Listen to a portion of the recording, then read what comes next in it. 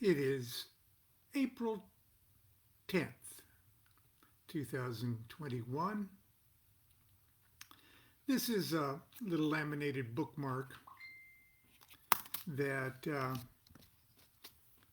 we passed out at Monday Night Magic class on April 10th, 2019. That's the that's the last Monday Night Magic class or the Holy Days Magic class before the pandemic. So it's what does it say here? It says Haruraha Lodge OTO, founded January 7th, 1978. EV, that's Era Vulgara. Do what thou wilt shall be the whole of the law.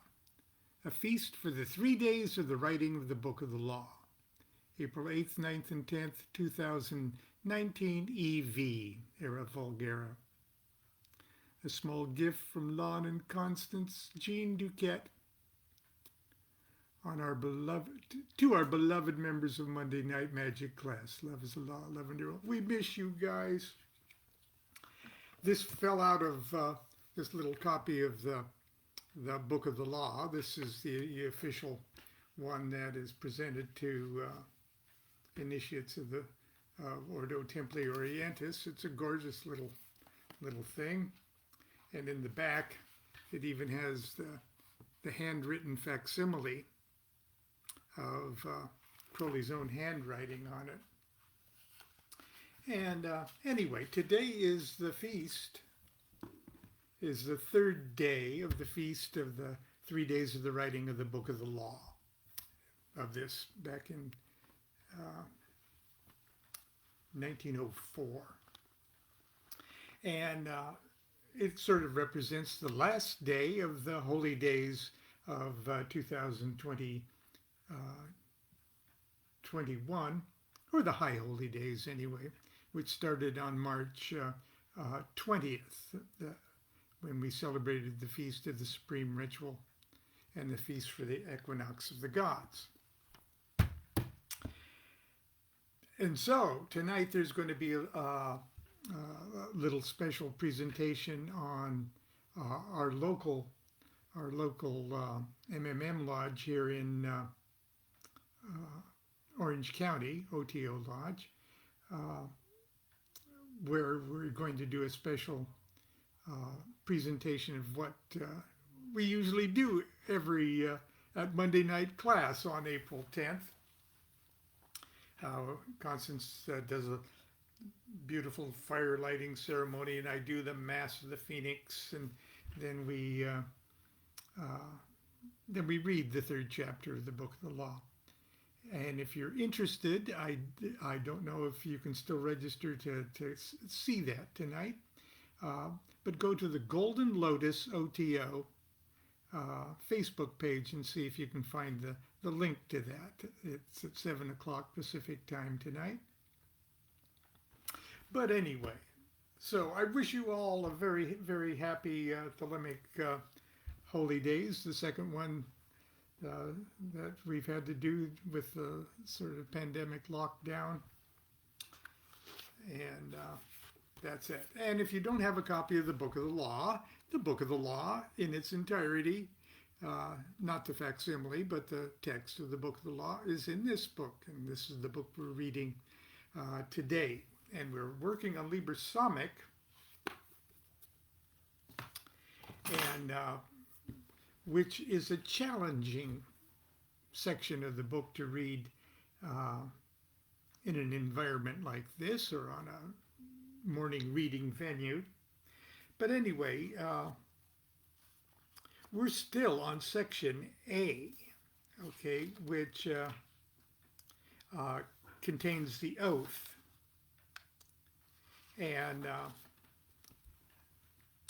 in a sense, every magical ceremony is structured, whether knowingly or not, overtly or not, is structured on a basic formula. And in Western magic, the formula is pretty straightforward. It has an oath and an invocation. Okay. It has preliminary ceremonies of banishing and purification of the temple and things like that. But you start off with an oath where the magician stands somewhere, gives himself or herself position in the cosmos, as if to announce to the cosmos, I know I'm here. Hey, you guys, I'm self-aware. I'm here. And this is what I promise I'm going to do. I'm going to invoke so-and-so. I'm going to, and in this particular case, I'm going to invoke my holy guardian angel. But first of all, you gotta more or less say, okay, here I am. This is who I am. And this is what I promise to do. And that's that oath section. Now, you never have to do it just the way another magician does it. But you have to have it in your mind that you're declaring who you are and that your acknowledgement that you have a position in the cosmos. If you don't do that, who the hell's doing this magic? So, section A was the oath, and we read it through yesterday. And Crowley's comments from section 2, or part 2 of this ritual that we've inserted. And the oath was a utilization of the bornless ritual, which is a classic Greco-Roman magical ceremony. And it's usually referred to as the bornless ritual or the headless ritual. So here's the oath, just to review what we did yesterday. Thee I invoke, the bornless one. Thee that didst create the earth and the heavens, thee that didst create the night and the day, thee that did create the darkness and the light. Thou art Asar un Nefer, myself made perfect, whom no man hath seen at any time. So he's announcing who he's invoking. And in that particular thing, it was used the Greekified, the Hellenized version of the Egyptian Asar un Nefer, which means myself made perfect. So thou art Asar un Nefer. Thou art Iabez, which means truth in matter. Thou art Ia Apophras, truth in motion. Thou hast distinguished between the just and the unjust. Thou didst make the female and the male. Thou didst produce the seeds and the fruit. Thou didst form men to love one another and to hate one another. So, with that, he's acclaimed that his angel as having devised this method of self-realization. I'm invoking my holy guardian angel.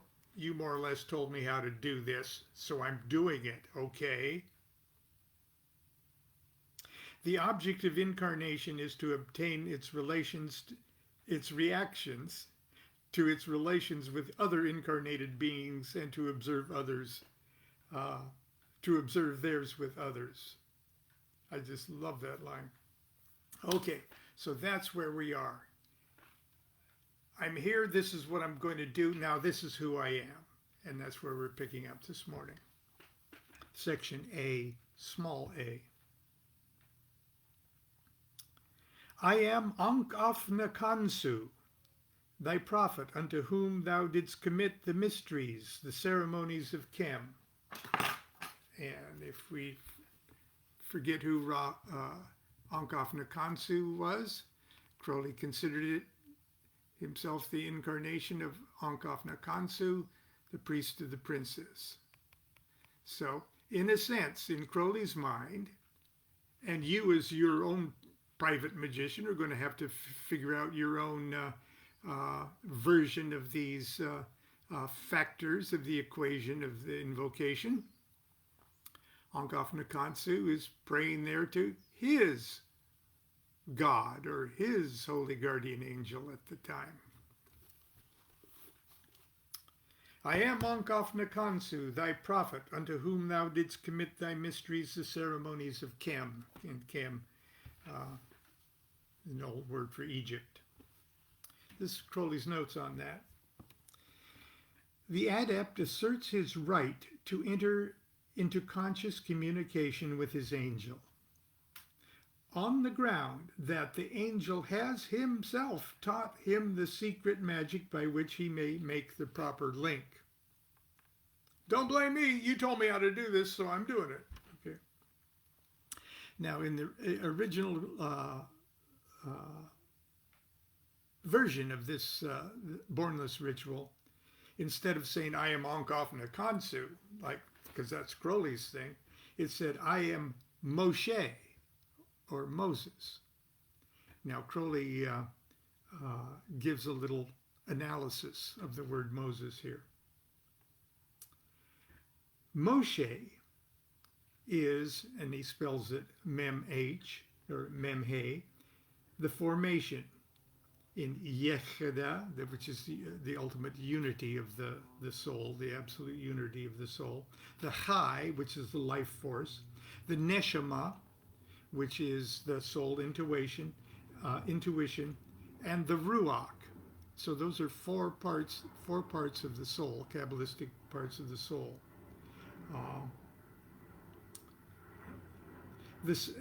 Which represent the Sephiroth from Kether, number 1, to Yesod, number 9.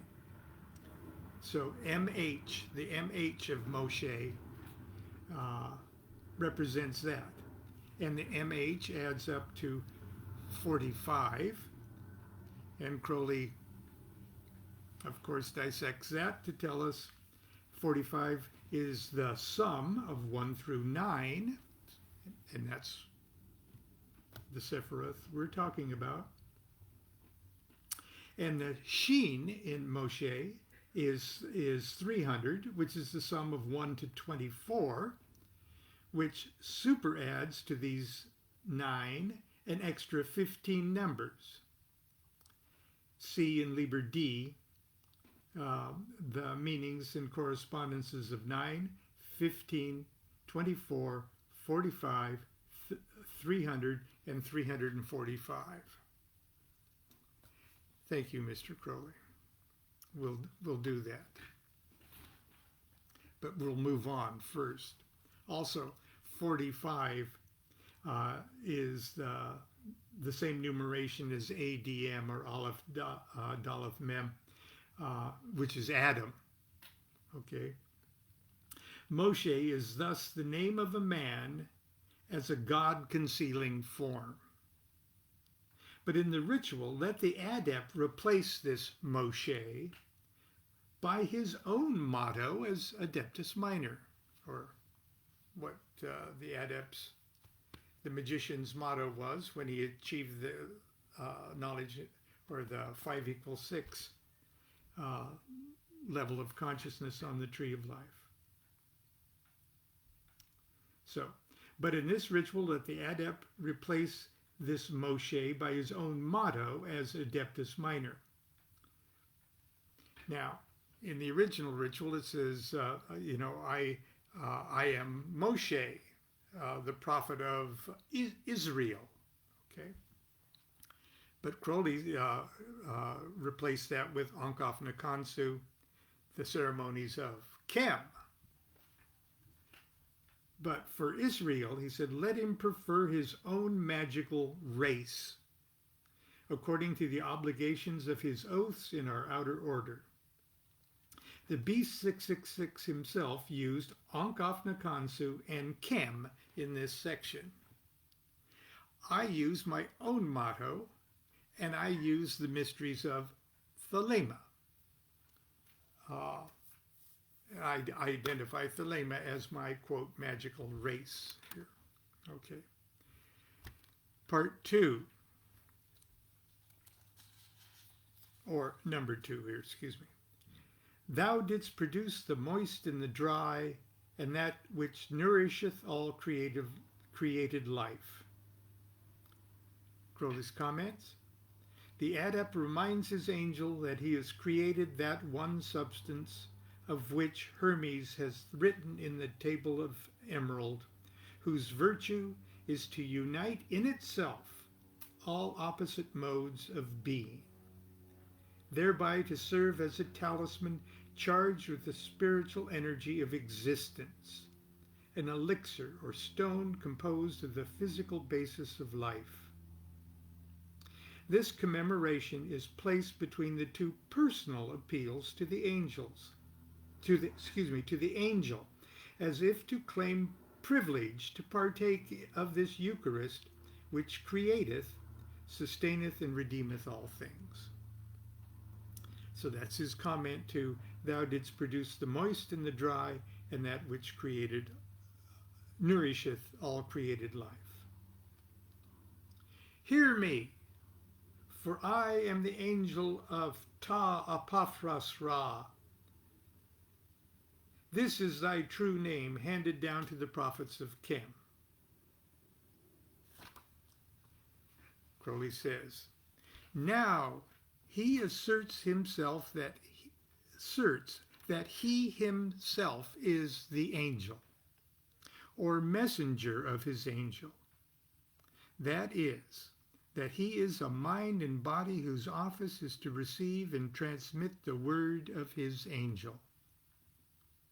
He hails his angel not only as un-Nefer, or Asar Nefer, the perfection of Asar. He hails his angel not only as un-Nefer, the perfection of Asar himself as a man, but as Ta Apaphras Ra, the identity, Hadit, wrapped in the dragon Nuit, and thereby manifested as the sun god Rahur Kuit. Now, if you want to simplify that, Crowley adds this. The egg, or the heart girt with a serpent, is a cognate symbol. The idea is thus expressed later in the ritual, see Liber 65, which is another holy book, which expands on this to the uttermost. Okay, I know that was pretty thick stuff, and it is pretty thick stuff, and it was meant to be thick stuff and provocative and informative and inspirational and confusing and everything else to the adept this ritual was delivered to. And remember, that was Frank Bennett at the Abbey of Thelema. It was not meant as a recipe book. It was meant as a inspirational text, and so it is with us. Okay, now we're going to actually, a couple days ago, I actually walked us through as if this was a ritual that we would do in the living room. And we'd draw pentagrams and things like that. So tomorrow we will actually pick it up and with that section where we move from air to fire to etc. around the circle. So we'll pick that up tomorrow. And that's where we're going to leave it today. I know it's really kind of heavy stuff and full of gematria and other things that sound like they're counting the nostril hairs of God. But that's Crowley in 1920, in 1921, trying to communicate what's going on in his soul. But anyway, we do our best. Continue to be good to yourself and be good to each other. Do what thou wilt shall be the whole of the law. Love is the law, love under will. see many of you tonight.